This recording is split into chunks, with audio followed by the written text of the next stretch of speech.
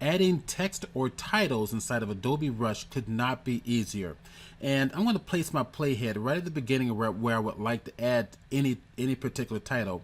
But first, let me share with you, I've taken the liberty to add titles here already. These are various different styles, and I've also titled them different names. So each segment different names, so that you can see that you can be as creative as you want, and Adobe has allowed you all types of templates over here, over to the right hand side, to utilize some great looking titles, both static as well as animation.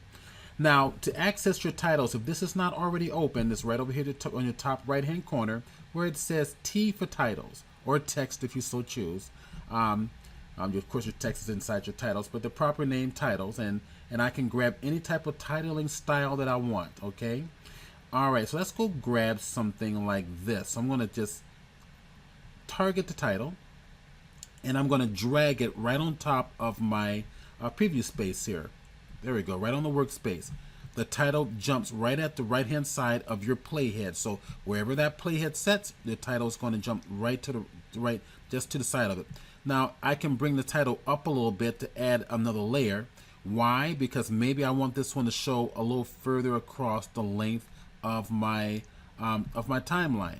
Okay, I don't want that to happen, so I'm going to go place my cursor on the right hand corner. It gets a little arrow there, the left pointing arrow, and it will stop. As you can see, the little vertical black line that tells me that now I'm at the very end of that particular segment.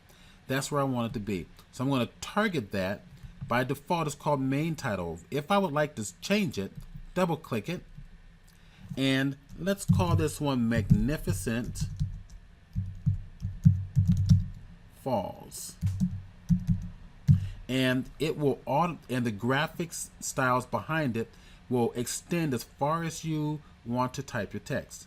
Now, if I don't want a subtitle in this particular case, that's easy to deal with. Double click it, highlight it, hit delete key, it's gone. Now I have what I want. Okay, now what more can we do with this one? If I target this once again on the right hand side, it's going to give me ability to edit. So I can either go back to my styles, or I can go to my edit here. So if you click on the text, automatically goes to your edit. And if you come down, I can change the font styles here.